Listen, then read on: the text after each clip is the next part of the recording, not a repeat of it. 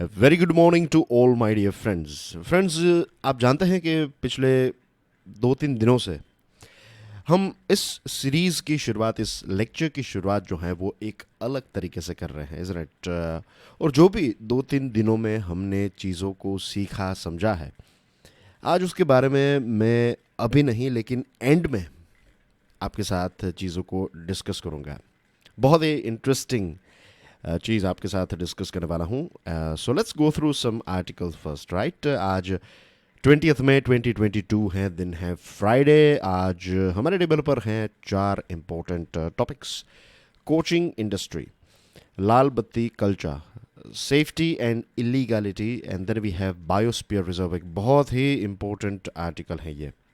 बाकी के आर्टिकल्स भी इंटरेस्टिंग और इम्पोर्टेंट हैं, लेकिन बायोस्फीयर रिजर्व वाला जो आर्टिकल है ना, उसमें बहुत सारे फैक्ट्स हैं, बहुत सारी चीज़ें हैं। तो of course I will explain it to you, but मैं चाहता हूँ कि आप पीडीएफ को डाउनलोड करने के बाद इसको एक दो बार रिवाइज ज़रूर कीजिएगा। दोस्तों, आज का ये वीडियो आपको पसंद आए या फिर इन जनरली आपको ये सीरीज़ जो है ये पसंद है, तो please share this lecture on regular basis with other people as well. Thank you very much to all those students who are doing it. एक आप में से एक व्यूअर हैं, राइट। तो उन्होंने ये कहा है कि अब वो हर रोज़ 50 लोगों के साथ इस सीरीज़ को, इस लेक्चर को शेयर करेंगे। तो thank you very much for taking this stand. Do check out my motivational podcast curiously forever. ये सभी बड़े पॉडकास्ट प्लेटफॉर्म्स पर अवेलेबल हैं। Hawking tuitions, hawk. What is hawking? Hawking का मतलब होता है, एक जो बाज होता है, राइट, एक बड़ी सी ईगल, तो उसको हॉक कहते हैं। और हॉकिंग ट्यूशंस द पायोनियर का ये आर्टिकल है। एंड वी ऑल नो कि हमारे देश में हमारा एक कल्चर है, tuition is part of our culture. ये नेसेसिटी है या नहीं, दैट्स अ डिफरेंट थिंग, लेकिन कल्चर का पार्ट तो है ही। नर्सरी के बाद जो लोअर केजी, हायर केजी है, तो स्कूल में बच्चा ABCD पढ़कर आया है, फिर शाम को ट्यूशन में भेजा जाता है ताकि वो ABCD, तो बचपन से ही ये एक आदत जो है वो हम में डाली जाती है कि ट्यूशन्स जो हैं that is very very means, in fact school जाए ना जाए, ट्यूशन्स जो हैं वहाँ तो जाना ही है। अब एक केस सामने आया है, जो कॉमर्शियलाइजेशन ऑफ एजुकेशन है, ये तो हकीकत है, लेकिन एक्सप्लॉयटेशन लेवल तक जब कॉमर्शियलाइजेशन के नाम पर एक्सप्लॉयटेशन करने लगे, तो that is a matter of concern. कोई भी आप चीज़ ले लीजिए, राइट, उसमें अगर सरकारी चीज़ नहीं है वो, तो उसमें कॉमर्शियलाइजेशन का एंगल तो रहेगा ही। और इसमें कोई गलत भी बात नहीं है, राइट। आप ड्रग्स बेचकर या फिर ऐसी कोई चीज़ें बेचकर पैसे कमा रहे हैं तो दैट इज़ बैड। लेकिन अगर आप जेन्यून लेजिट बिजनेस कर रहे हैं कि लेट्स से कोई कोचिंग क्लास है, तो वहाँ पर 50 स्टूडेंट की एक बैच हैं, आप जाएंगे वहाँ पर एडमिशन लेंगे, आपको वहाँ की जो फैकल्टीज़ हैं वो पढ़ाएगी, उनको वो जो प्रीमाइसिस हैं तो उनके पैसे पे करने हैं, जो फैकल्टीज़ हैं उनकी सैलरीज पे करनी है, राइट, इलेक्ट्रिसिटी बिल, ये वो एक्सेट्रा सारी चीज़ें। और उसके बाद थोड़ा बहुत प्रॉफिट आएगा तो वो नए बोर्ड्स लगा पाएंगे, नए स्टूडेंट्स को सेकंड बैच स्टार्ट कर पाएंगे। तो इसमें कोई वो गलत बात नहीं है, इसमें कोई ऐसी चीज़, गलत चीज़ नहीं कर रहा है। We have to understand commercialisation is not bad. जैसे कि जो पॉलिटिक्स हैं, तो politics is not bad. Polity जो है ये एक बहुत ही इंपॉर्टेंट विषय भी है पढ़ने के लिए, और सारी चीज़ें जो हैं वो पॉलिटिक्स से प्रभावित होती है, लेकिन फिर डर्टी पॉलिटिक्स इज़ बैड। समझ गया ना मैं क्या कह रहा हूँ?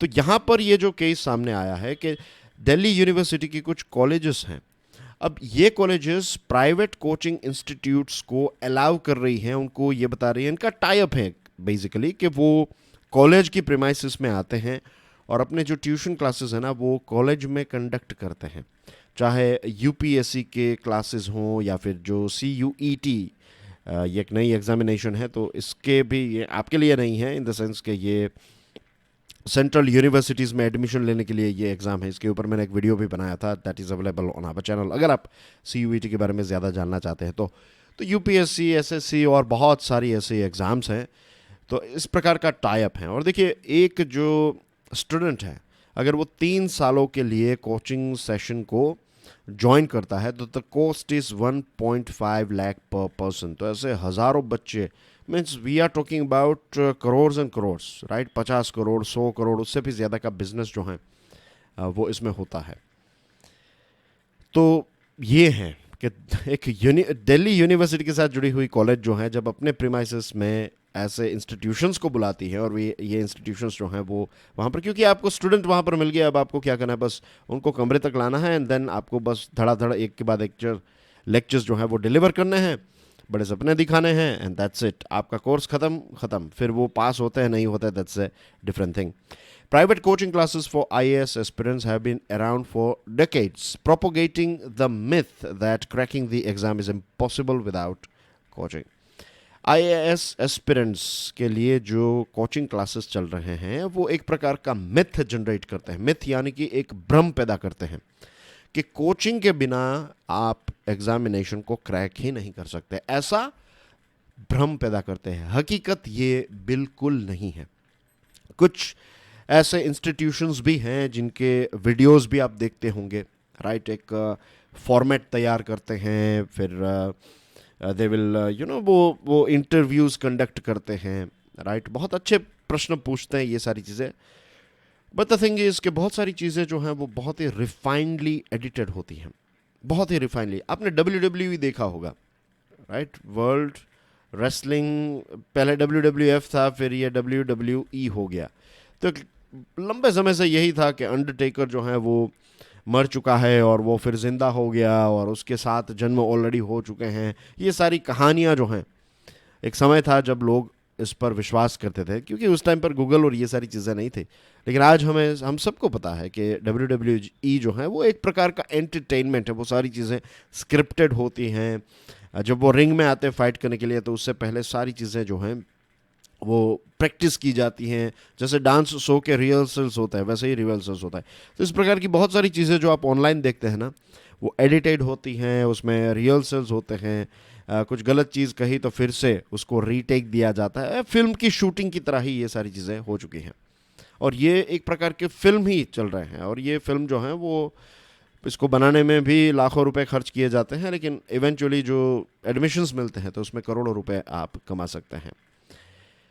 लेकिन ये मिथ है कि आप कोचिंग के बिना एग्जामिनेशन क्रैक नहीं कर सकते, right. That is a myth. आप अकेले तैयारी करें तो भी आप एग्जामिनेशन को क्रैक कर सकते हैं, और ऐसा नहीं है कि सिर्फ मैं ये कह रहा हूँ, ये हर जगह पर पॉसिबल है।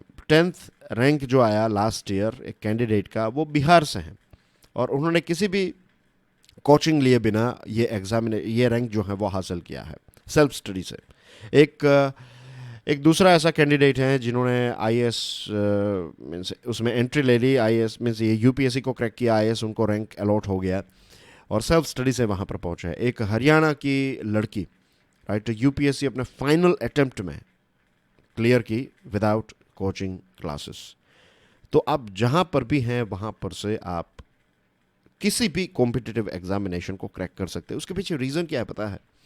क्योंकि यहाँ पर बात कॉम्पिटिटिव एग्जाम की निकली है, तो मुझे लगता है थोड़ा मुझे क्लैरिफिकेशन यहाँ पर देने की ज़रूरत है। द थिंग इज़, आपने स्टडीज़ की है ना, कितने सालों की स्टडीज़ की हैं? लोअर केजी हायर केजी की बात कर ले तो 2 साल, उसके बाद स्टैंडर्ड 1 से लेकर 12th तक की पढ़ाई, तो हो गया टोटल 14 ईयर्स। 14 ईयर्स प्लस आपके 3 ईयर्स ग्रेजुएशन के लगा दें, तो we are talking about 15, 16, 17 years की आपकी पढ़ाई है। 17 ईयर्स से आप कोई चीज़ करते आ रहे हैं, स्टडीज़ करते आ रहे हैं। अब आपको सिविल सर्विसेज के लिए क्या करना है? बेसिक्स जो चीज़ें हैं उनको रिफ्रेश करना, उनको और गहराई से समझना है, क्योंकि आपकी एज लेट्स से 20 प्लस हो चुकी होगी, राइट। जब आप एक 18 प्लस आप यू आर लाइक एडल्ट, और अब आप मैच्योर होने लगेंगे। आई एम नॉट सेइंग कि आप मैच्योर हो ही जाएंगे 20 ईयर्स में, that's I don't think so possible, या फिर पॉसिबल है तो भी it depends. It's not possible impossible वाली बात नहीं, बट इट ऑल डिपेंड्स कि आपके एक्सपीरियंसेस लाइफ के कैसे हैं। लेकिन जब आप 20 ईयर्स के हो जाते हैं या फिर उससे ज़्यादा की एज है आपकी, और जब आप एनसीईआरटी की 6th स्टैंडर्ड की किताब पढ़ते हैं, तो आपको एक छोटे बच्चे की तरह उसको नहीं पढ़ना है, आपको एक एज एन एडल्ट उसको पढ़ना है। आपको देखना है कि अगर पानी को लेकर एक चैप्टर है, तो उस चैप्टर का रियल लाइफ में क्या, वो पहले आप आराम से उसको पढ़ लीजिए। एनसीईआरटीज़ ख़त्म नहीं करनी है, एनसीईआरटीज़ में आपको एन्जॉय करना है, उसमें गहरा उतरना है। कि अगर वाटर कंजर्वेशन का कोई चैप्टर है या फिर पानी को लेकर कोई चैप्टर है, तो फिर ऑब्जर्व कीजिए कि भाई मॉनसून की क्या सिचुएशन है, खेती बाड़ी में कितना पानी हो रहा है। ये सारी चीज़ें आप करंट अफेयर्स जब पढ़ते जाएंगे तो सारे कनेक्शंस जो है ना वो अपने आप बनते जाएंगे, आपको सारी चीज़ें मिलती जाएगी। ये कैसे होता है आई डोंट नो, लेकिन ये हो जाता है, ये हकीकत है, ये हो ही जाता है। तो आपके पास इतने सालों की पढ़ाई का एक्सपीरियंस है, अब आपको जो पढ़ना है वो कोई नई लैंग्वेज, चाइनीज़ लैंग्वेज आपको मैंडरिन नहीं सीखनी है, राइट। आपको तो उन्हीं सारी चीज़ों को अच्छी तरीके से पढ़ना है और देश दुनिया में जो चीज़ें हो रही है उसको ऑब्जर्व करना है। रही बात राइटिंग प्रैक्टिस की, अब 17 ईयर्स की आपकी राइटिंग प्रैक्टिस है, 17 ईयर्स की। जस्ट इमेजिन, आपने लेटर्स लिखे हैं, आपने एसेज लिखे हैं, सारी चीज़ें लिखी हैं, बस आपको फिर और एक बार प्रैक्टिस करनी है चीज़ों की, दैट्स इट। आपको पता ही है रूल्स, अगर आप बैठकर सोचे ऐसी एक भी चीज़ नहीं है उसमें जो आपको पता ना हो। शायद पर्सनालिटी डेवलपमेंट वाला जो पोर्शन है, शायद आपको उसके बारे में उतना ज़्यादा पता ना हो, क्योंकि उसको लेकर आपने कोई अलग से स्टडीज़ नहीं की है। लेकिन लेट मी टेल यू, वो चीज़ें आपने प्रैक्टिस तो की ही है। स्कूल के टाइम पर जब से यूनिफॉर्म पहनकर हम जाते थे, वो भी एक पर्सनालिटी डेवलपमेंट का पार्ट था। जब हमारे रिश्तेदार हमारे घर पे आते थे तो उनको पैर छूना, ये सारी चीज़ें, वो भी पर्सनालिटी डेवलपमेंट का ही पार्ट है। तो ऐसी बहुत सारी चीज़ें जो हैं वो ऑलरेडी हम कर रहे हैं, तो इसमें कोई नई बात नहीं है। दैट्स वाई यूपीएससी जैसी एग्जामिनेशन के नोटिफिकेशन में लिखा हुआ होता है कि आपको इसको लेकर कोई स्पेशलाइज्ड स्टडीज़ करने की ज़रूरत नहीं है। सिर्फ एक इंडिकेशन है यहाँ पर कि आप समझ लीजिए, आपकी कॉमन सेंस, आपका एक ऑब्जर्वेशन, दैट्स इट। बाकी सारे आंसर जो हैं वो आपके ऑलरेडी ऑटोमेटिकली अलग हो जाएंगे। अब सोचिए इसके बारे में। A majority of successful candidates who hail from countryside are clearing the examination on the strength of their fortitude. Fortitude का मतलब है एक प्रकार का उनका साहस, आप उनका करेज कह सकते हैं। ज़्यादातर ऐसे कैंडिडेट्स जो कंट्री साइड, छोटे गाँव से आ रहे हैं, छोटे शहरों से आ रहे हैं, वो एग्जामिनेशन क्लियर कर रहे हैं अपने बलबूते पर, अपने बलबूते पर ये एग्ज़ाम क्लियर। तो हर साल ऐसे आपको 50% जितने स्टूडेंट्स मिल ही जाएंगे, जो 50% या फिर लेट्स से 30-40% तो मिल ही जाएंगे जिन्होंने कोई कोचिंग नहीं ली है। तो देख रहे हैं कितनी बड़ी ये गेम जो है वो हो चुकी है। And let me tell you one more thing, मैं एक और चीज़ यहाँ पर क्लैरिफाई करना चाहूँगा। मैंने कई बार ये कहा है, regular students you can vouch for it, आपको पता है कि यहाँ पर मेरा लक्ष्य जो है, मैं बड़ी बड़ी बातें नहीं कर रहा हूँ, मैं हकीकत बता रहा हूँ आपको। मेरा लक्ष्य यही है कि एक दिन ऐसा आए और जल्द आए कि जब आपको ये सीरीज़ देखने की कोई ज़रूरत ना पड़े। समझे आप कि ये ऐसा नहीं है कि फॉर एवर आपको ये सीरीज़ देखती रहनी है। मेरी तो कोशिश यही है कि एक दिन ऐसा आ जाए कि जब आपको मेरे ये लेक्चर्स देखने ना पड़े, आप खुद आर्टिकल्स पढ़ने लगे, आप खुद चीज़ों को समझने लगे, दैट्स इट। उसके बाद जो कहते हैं ना कि एक बार आप उड़ने लगे, बर्ड्स में क्या होता है कि एक बार वो बर्ड जो है वो उड़ने लगता है, दैट्स इट। उसको फिर उस नेस्ट से निकाला जाता है कि चलो अब आप खुद का अब नेस्ट बनाओ, right, be your own light. तो यही मेरा हमेशा से, मैंने बार बार ये चीज़ कई बार बताई है ये चीज़, right. When I used to take lecture in Study IQ में जब लेक्चर्स लेता था तो उस टाइम पर भी बताई है, वो वीडियोज़ अवेलेबल ही हैं उसमें, आप देख सकते हैं उसमें। मुझे डेट याद नहीं है लेकिन ये बात मैंने कई बार बताई और आज भी ये बता रहा हूँ। आज की डेट नोट कर सकते हैं कि ऐसा नहीं है कि हमेशा आप इस सीरीज़ पर डिपेंडेंट रहें, नो। जल्द से जल्द आप इंडिपेंडेंट हो जाए, यही मेरा लक्ष्य है, because that is the real education. हाँ, जो लोग अफोर्ड कर सकते हैं फ़ीस को वो जा सकते हैं ट्यूशन में। ऐसा भी नहीं है कि कोचिंग क्लासेस वाले सारे के सारे लोग जो हैं वो बुरे हैं। I am not saying that, बहुत अच्छे कोचिंग क्लासेस वाले लोग भी हैं। ऐसा मैं ये भी नहीं कह रहा हूँ कि कोचिंग क्लासेस जो हैं वो होने ही नहीं चाहिए, ऐसा नहीं है। और जो अफोर्ड कर सके फ़ी, वहाँ डेफिनेटली आप जाइए वहाँ पर। अगर आपको थोड़ी एज, आपको ज़रूरत है कि मुझे इस एरिया में थोड़ी एज की ज़रूरत है, मुझे थोड़ा और शार्प होने की ज़रूरत है और ये इस चीज़ के एक्सपर्ट है, तो उनके पास जाइए, इसमें कोई गलत बात नहीं है। लेकिन इन जनरल हमारी जो फॉर्मल एजुकेशन सिस्टम है ना, उसमें जो करिकुलम है, जो टीचिंग है, जो इवेल्यूएशन है, ये बहुत ही अनसाइंटिफिक और कंट्रोवर्शियल होते जा रहा है। नंबर 2, ये चीज़ों की वजह से प्राइवेट इंस्टीट्यूशंस जो हैं वो एक नेसेसरी ईविल बन चुके हैं।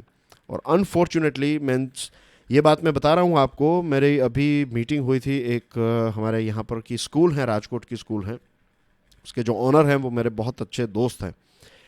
तो हमने एक मीटिंग की थी, उन्होंने मुझे बुलाया था, उनको थोड़ी बहुत एक आइडियाज़ की ज़रूरत थी, तो वी वर ब्रेनस्टॉर्मिंग। और उनका जो पूरा स्टाफ था टीचिंग का, जो सीनियर उनके फैकल्टीज़ थे, तो वो हम बैठे थे और वो मुझे बता रहे थे कि ट्यूशन्स में बच्चों को इसलिए भेजते हैं पेरेंट्स ताकि थोड़े समय उन उन कुछ घंटों के लिए बच्चा जो है वो मदर का या फिर फादर का या फिर घर में वो दिमाग ना खाए कि वहाँ पर चला जाएगा बच्चा तो फिर वो मदर जो है वो आराम कर पाएगी, वॉट ऐसा ऐसे रीजंस भी हैं, यू वोंट बिलीव, लेकिन ये बचपन से ऐसी ट्रेनिंग भी चल रही है। तो यू कैन इमेजिन।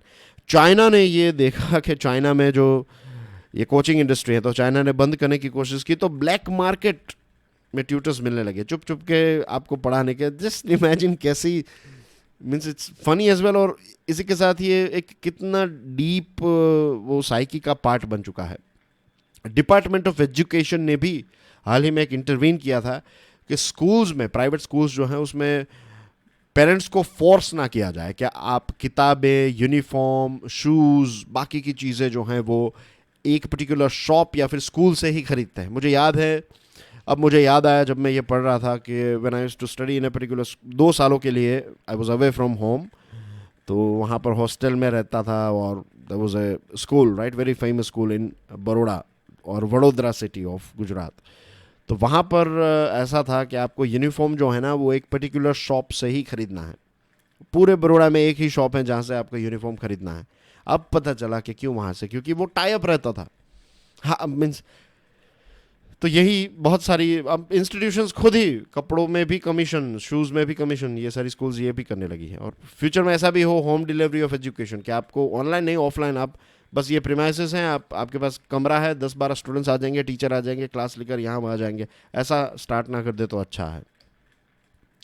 लाल बत्ती ब्लू टिक, इंडियन एक्सप्रेस का ये आर्टिकल है। लाल बत्ती, राइट, ये किसकी निशानी है?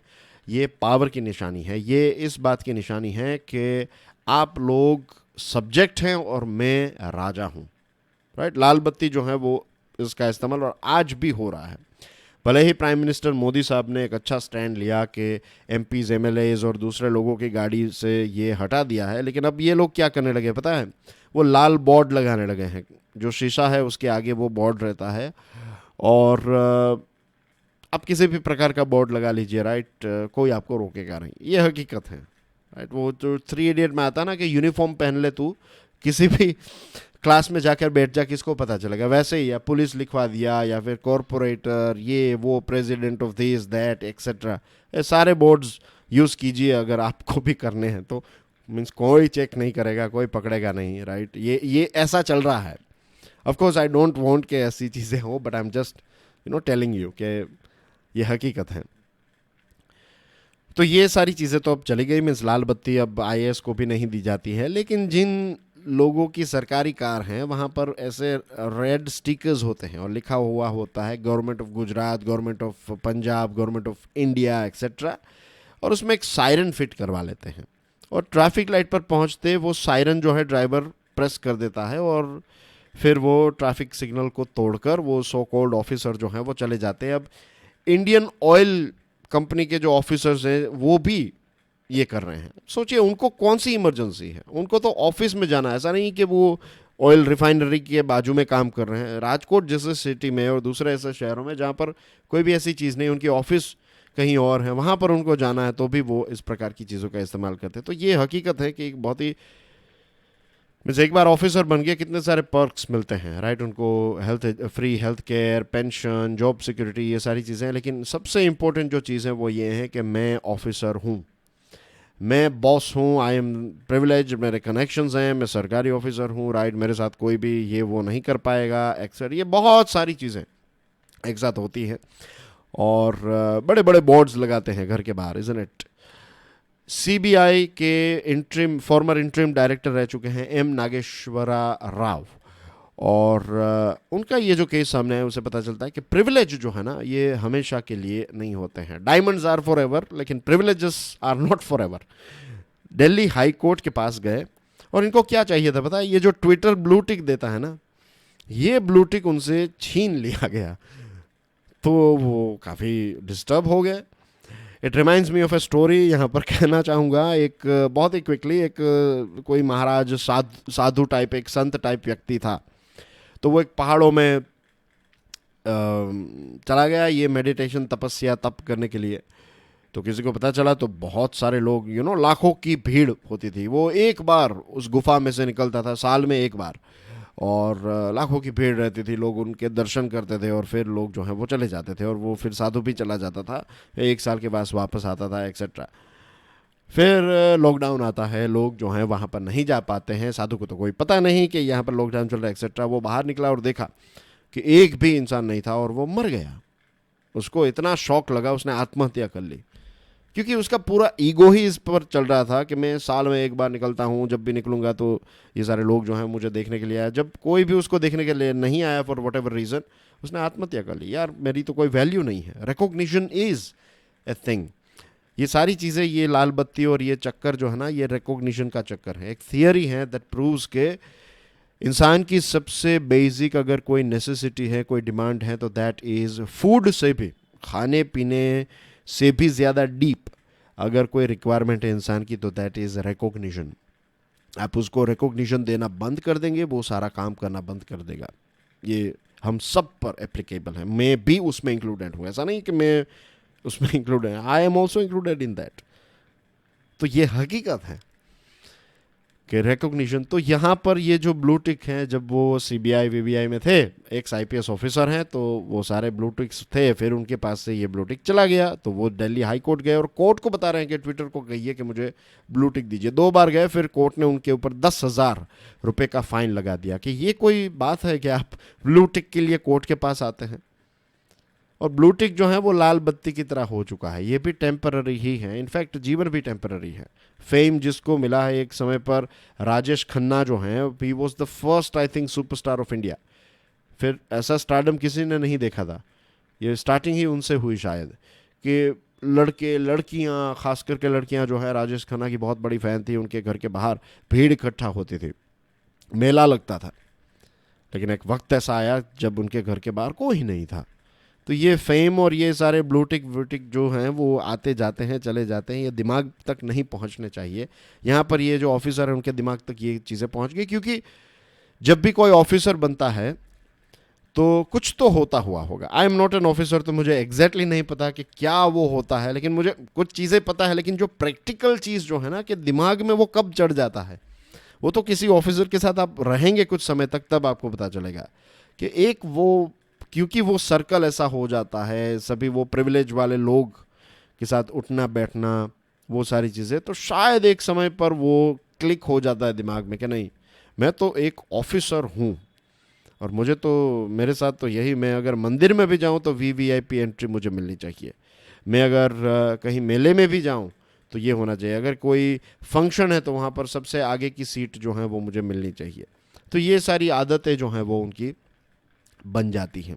इसके पीछे भी एक डीप रूटेड चीज़ है कि पूरा नेक्सस चल रहा है। अगर सिस्टम अच्छी होती, let's say, I will give you just one example and then will wrap it up. आप सोचिएगा ये सारी चीज़ों के बारे में, कि अगर मान लीजिए लोगों को पुलिस वालों से बहुत प्यार रहता है, इन द सेंस कि पुलिस वाला अगर कोई दोस्त है या फिर कोई डीवाईएसपी आईपीएस ऑफिसर आपके बहुत ही जान पहचान वाले हैं, तो उनकी बहुत टेंडर लविंग केयर की जाएगी, उनके लिए सारी प्रिविलेजेस जो हैं उनको दिए जाएंगे। पता है क्यों?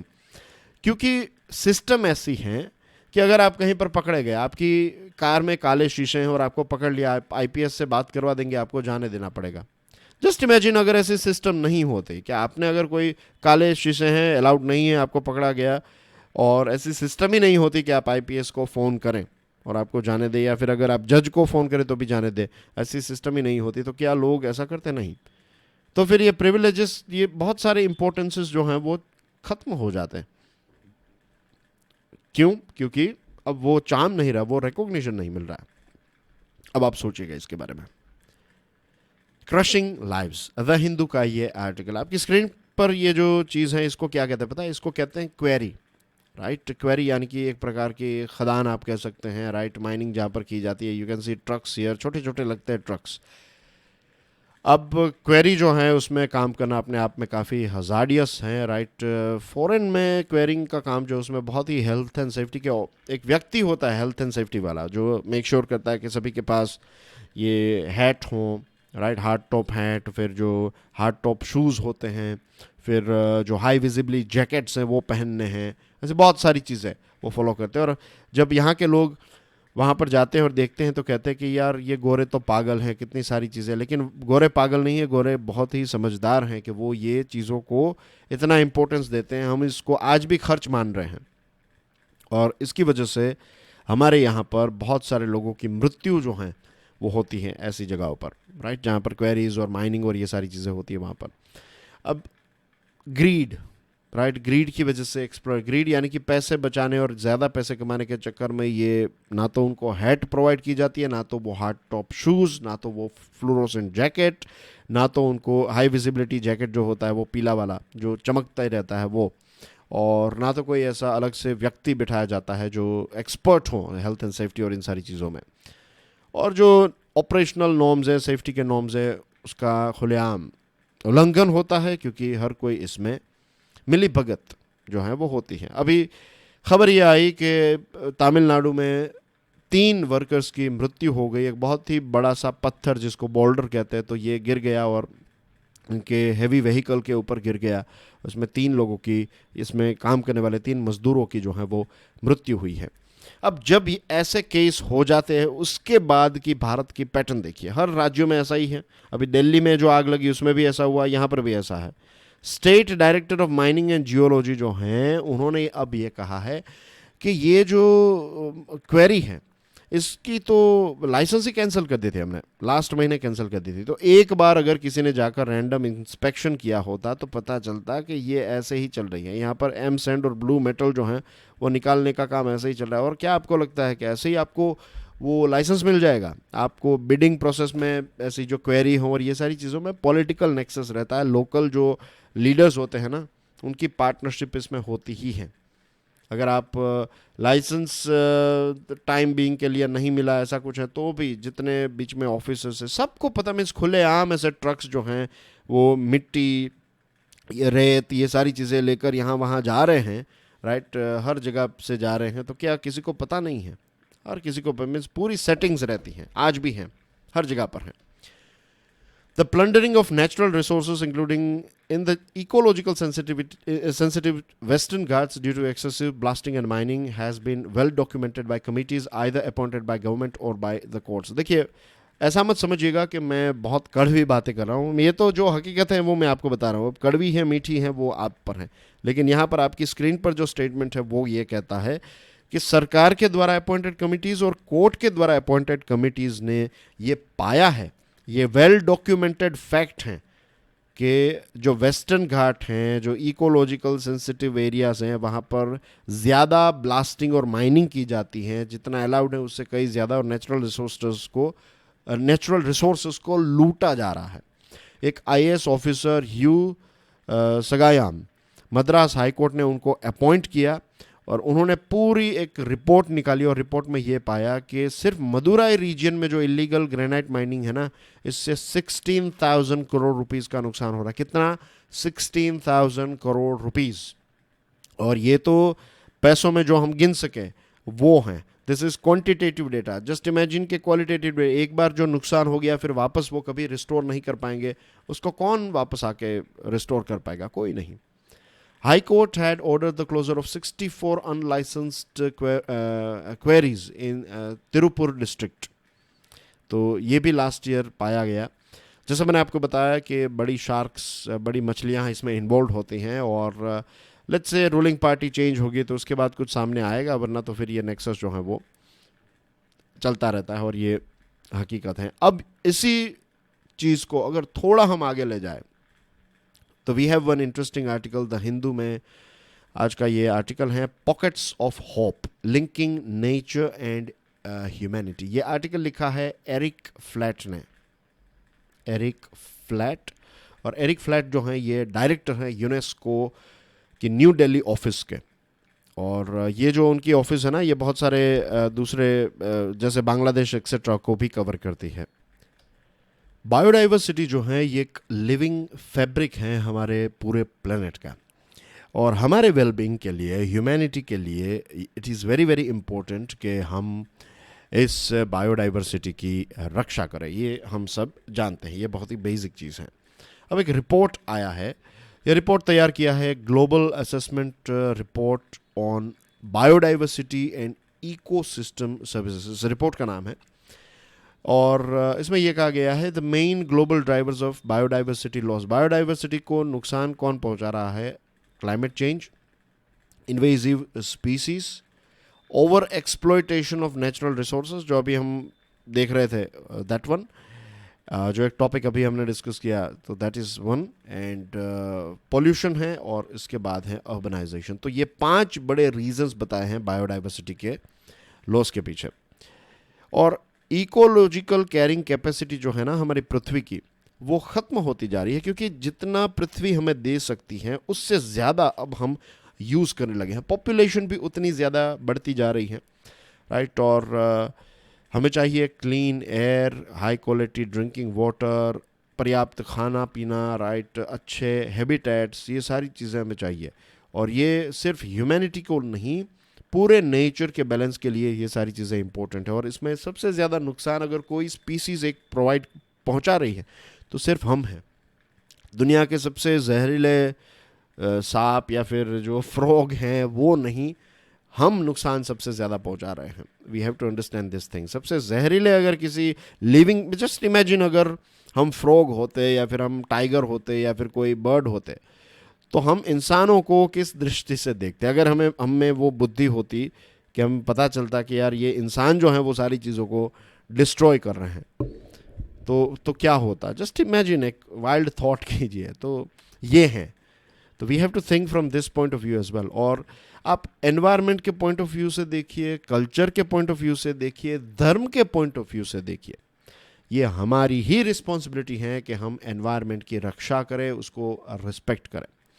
पिछले 50 सालों की बात करें, right, in the last 50 years or so, much has been accomplished for the protection of nature, including the establishment of conservation areas, and a number of international conventions have been signed and ratified. पिछले 50 सालों में बहुत सारे ऐसे conservation areas और international conventions sign किए गए हैं। और इसमें सबसे बेस्ट मैकेनिज्म अगर कोई है तो world network of biosphere reserves. इसको 1971 में यूनेस्को ने तैयार किया था। बायोस्फीयर रिजर्व जो हैं उसकी सबसे ख़ास बात यह है कि नेचुरल एरिया में इंसान भी रह सकते हैं, right. Humans live in harmony with nature. ऐसा नहीं है कि आपने जंगल में फार्म हाउस बना लिया, that is not biosphere reserve, right. Biosphere reserve का मतलब यह है कि अगर वहाँ पर जो इंसान रहते हैं तो वो उतना ही नेचर से लेते हैं जितनी उनको ज़रूरत है, उससे ज़्यादा नहीं। तो ऐसे कुछ रिजर्व्स जो क्रिएट किए गए हैं, ये रिजर्व्स जो हैं ये बहुत ही इम्पोर्टेंट है। इनफैक्ट ये पॉकेट्स ऑफ होप है, ये आशा की किरण है। ये हमें इस चीज़ को दिखाते हैं और समझाते हैं और प्रूव करते हैं कि अगर हम पर्याप्त एक्शंस लें तो हम हमारे पर्यावरण को बचा सकते हैं। दक्षिण एशिया की बात करें तो दक्षिण एशिया में कुछ 30 से ज़्यादा बायोस्फीयर रिजर्व्स हैं। सबसे पहला बायोस्फीयर रिजर्व अगर दक्षिण एशिया में कोई बना तो दैट वाज इन श्रीलंका इन 1977। इसका नाम है हुरुलू बायोस्फीयर रिजर्व, और ये 25,500 हेक्टर वाला ये ट्रॉपिकल ड्राई एवरग्रीन फॉरेस्ट का ये रीजन है। और भारत में पहला बायोस्फीयर रिजर्व जो है वो नीलगिरीज में बना, साउथ इंडिया में, राइट। नीलगिरीज यहाँ पर आता है, साउथ इंडिया, ये पेनिनसुलर इंडिया में बनाया है। तो ये 2000 में बनाया गया यूनेस्को के द्वारा, और जो ब्लू माउंटेन्स हैं नीलगिरीज के वहाँ पर हैं। और अब देखिए 12 साइट्स हैं, इसमें पन्ना जो मध्य प्रदेश का रीजन है तो ये भी 2020 में ऐड हुआ है। तो भारत के कितने बायोस्फीयर रिजर्व हैं ये आपको पता होने चाहिए। इसके नाम जो हैं, इसका लिस्ट जो है वो आप एक बार आराम से पढ़ लीजिएगा, इसको समझ लीजिएगा। It is very very important. और लेटेस्ट जो ऐड हुआ है that is this one, Panna of Madhya Pradesh. ये रहा पूरा साउथ एशिया का रीजन, राइट। और ये पूरा साउथ एशिया जो है इसको कई बार क्या कहते हैं, इंडियन सब कॉन्टिनेंट भी कहते हैं। मैंने इसको अभी 1-2 दिन पहले ही हम बात कर रहे थे, रिमेंबर, सब कॉन्टिनेंट, क्योंकि एक कॉन्टिनेंट में जितनी भी डाइवर्सिटी है वो आपको इस सब कॉन्टिनेंट में देखने को मिल ही जाती है। तो साउथ एशिया जो है वो बहुत ही डाइवर्स इकोसिस्टम है यहाँ पर, और बहुत सारे लेक्स हैं, एल्पाइन इकोसिस्टम। इसमें सबसे डाइवर्स अगर कोई बायोस्फीयर रिजर्व है तो दैट इज़ कंचनजंगा। ये जो कंचनजंगा है तो एक बहुत ऊंचा पहाड़ है, राइट, 8586 इसकी हाइट है। तो यहाँ बॉटम से लेकर आप जैसे जैसे आगे जाते जाएंगे आपको हर प्रकार के फॉरेस्ट नज़र आएंगे। तो ये इसकी सबसे खास बात है, कंचनजंगा की सबसे डाइवर्स हैं, और यहाँ पर 35,000 लोग रहते हैं कंचनजंगा के आसपास और वहाँ पर 35,000। लेकिन काफ़ी अच्छी तरीके से उनका क्रॉप प्रोडक्शन चल रहा है, animal husbandry, fishing, dairy products, poultry farming, ये सारी चीज़ें। लेकिन सबसे ख़ास बात जो है ना वो ये है कि यहाँ के लोगों की आदत और जीवन ऐसा है कि जितना चाहिए उतना ही बोलेंगे। सारी चीज़ें मीन्स हड़पने के लिए वो यहाँ पर ऐसी मेंटालिटी वाले लोग वहाँ पर नहीं रहते। That's why this reserves are still going on. Bangladesh, India, Maldives, Sri Lanka, right, इनकी सभी की एक्सटेंसिव कोस्ट लाइन है। इनको एक्सट्रीम वेदर इवेंट्स और ये सारी चीज़ों से भी ये काफ़ी एक्सपोज्ड हैं ये सारे। और ख़ास करके मालदीव्स की बात करें तो मालदीव्स जो है वो दुनिया का सबसे लोवेस्ट लाइंग कंट्री है। 1.5 मीटर ही जो हाई टाइड का मार्क है उससे 1.5 मीटर ही ऊपर है। जब पानी का लेवल बढ़ता जाएगा अनफॉर्चुनेटली तो मालदीव्स जो है वो डूबने में सबसे पहले होगा। हम ये नहीं चाहते कि ऐसा हो, और जब हम जेन्युइनली नहीं चाहते तो we all have to take action to protect Maldives. Together with UNESCO the archipelago यानी कि मालदीव्स जो हैं इसने पायलट साइट्स क्रिएट की हैं, और पॉपुलेशन की नॉलेज बढ़ाना, conservation, restoration of coastal ecosystem, ये सारी चीज़ें वहाँ पर चल रही हैं। मालदीव्स में 3 बायोस्फीयर रिजर्व्स भी क्रिएट किए गए हैं, और यूनेस्को के बायोस्फीयर रिजर्व्स जो हैं ये साइंस बेस्ड होते हैं, लोकल सॉल्यूशंस होते हैं, बेस्ट प्रैक्टिसेस यहाँ पर अप्लाई की जाती हैं, एक्सेट्रा। अब हमें चाहिए कि और कुछ ऐसी चीज़ें जो हैं जैसे कि biodiversity, clean energy, climate, environment, education, water and waste water management, ये सारी चीज़ें साइंटिफिक रिसर्च और मॉनिटरिंग इसका किया जाए, और एक बदलाव, एक हैबिट जो है लोगों की, एक अच्छी हैबिट लोगों के अंदर डेवलप हो। सारी चीज़ें, सबसे बेसिक चीज़ जो है दैट इज़ ये जो टेक की भावना है ये गिव की भावना में बदलनी चाहिए। ज़्यादातर इंसान जो है वो सारी चीज़ें हड़प लेना चाहते हैं। ये प्रोसेस मीन्स प्रोग्रामिंग ही ऐसी है, ये मेरा है, ये मेरा है, मुझे ये चाहिए, वो चाहिए, एक्सेट्रा। तो अब ये नहीं, अब हमें सोचना पड़ेगा कि इस थिंकिंग की वजह से हम यहाँ तक पहुँच गए। Now we need to create a thinking of giving. जो भी आप करें you are giving something back to nature. बहुत सारे ऐसे रीजन्स है, साउथ एशिया की ही बात करें, राइट, तो साउथ एशिया में कुछ ऐसे रीजन्स हैं जहाँ पर या तो प्रॉपर ये है भूटान, बांग्लादेश, नेपाल, इसमें कोई भी यूनेस्को की साइट नहीं है। तो फाइनेंशियल रिसोर्सेज की कमी की वजह से, लैक ऑफ नॉलेज की वजह से वहाँ पर नहीं है। वो कोशिश कर रहे हैं, वहाँ के पॉलिटिशियंस भी कोशिश कर रहे हैं, राइट, बट जल्द से जल्द मीन्स दूसरे देश भी इनको सपोर्ट कर सकते हैं। We can create biosphere reserves in this countries as well. जैसे मैंने बताया कि ये बहुत ही इंपॉर्टेंट पॉकेट्स ऑफ होप हैं, और ये इस चीज़ को प्रूव करते हैं कि अगर हम कोशिश करें तो हम बदलाव ला सकते हैं। 22 में international day for biological diversity है, और 2 दिन पहले ही ये आर्टिकल जो है वो हमें पढ़ने को मिला है। तो बहुत ही अच्छा आर्टिकल है ये। मैं चाहता हूँ कि PDF को डाउनलोड करने के बाद आप इसके बारे में 1-2 बार रिवीजन कीजिए और सोचिएगा ज़रूर। अब जो मैंने स्टार्टिंग में बताया आपको कि we will talk about it in the end, right. अब देखिए आप कि आज के हमारे जो टॉपिक्स हैं, राइट, कोचिंग इंडस्ट्री, फिर लाल बत्ती कल्चर, ये दोनों चीज़ें आपके सेल्फ के साथ जुड़ी हुई, सेल्फ इन द सेंस आपकी इंटरनल चीज़ों के साथ जुड़ी हुई है ना, कि आप अगर कोशिश करें, अगर मेहनत करें, पॉजिटिव तरीके से आगे बढ़ें। मैंने मटेरियल का भी एग्जांपल दिया था कि सारा मटेरियल जो है वो अवेलेबल है। और देखिए अब हमें कोचिंग इंडस्ट्री का एक बहुत ही इंटरेस्टिंग आर्टिकल पढ़ने को मिला, जो खुर्सी की मैं बात कर रहा था कि आप कहीं पर जाएं और आप you will add value to that position and things.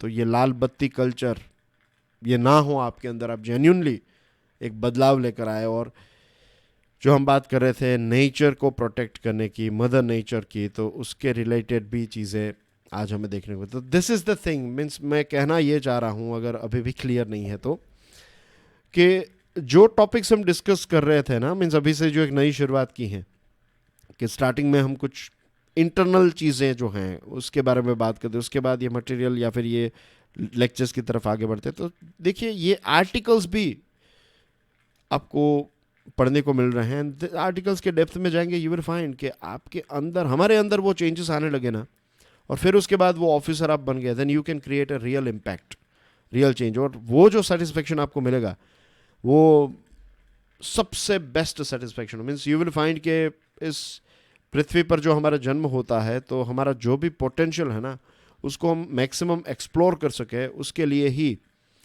हमारी कोशिश होनी चाहिए। उससे हमें सबसे ज़्यादा बेनिफिट मिलता है in the sense of self satisfaction. मज़ा आता है, ऐसा लगता है कि जीवन जो है वो वर्थ इट है। एंड आई एम श्योर अगर ये हो जाएगा then you will also find that thing, क्योंकि ये चीज़ आपके अंदर से आई है कि you want to create sort of change in the things that are going on around us, isn't it? सोचिएगा इसके बारे में। Thank you very much for watching this video, thank you very much for sharing this video, right, thank you very much for your love and support. मैं comments पढ़ता हूँ और बहुत ही अच्छा लगता है।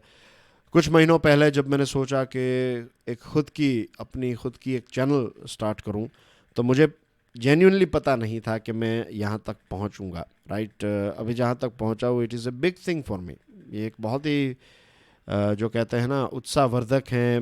मेरा जो सेल्फ एफिकेसी है मेरी, वो काफ़ी इम्प्रूव हुई, सेल्फ कॉन्फिडेंस काफ़ी इम्प्रूव हुआ, क्योंकि मुझे लगा कि नहीं, ये चीज़ मैं भी कर सकता हूँ। ऐसा विश्वास था, लेकिन चीज़ की नहीं थी। जब करना स्टार्ट कर दिया तो आप लोगों का प्यार मिला और आपके जो फीडबैक मिला, तो उससे लगता है कि नहीं, definitely I can also, there is a space for me as well. तो thank you very much for being part of this whole process. I'll see you soon with some interesting topics. God bless you all. Jai Hind.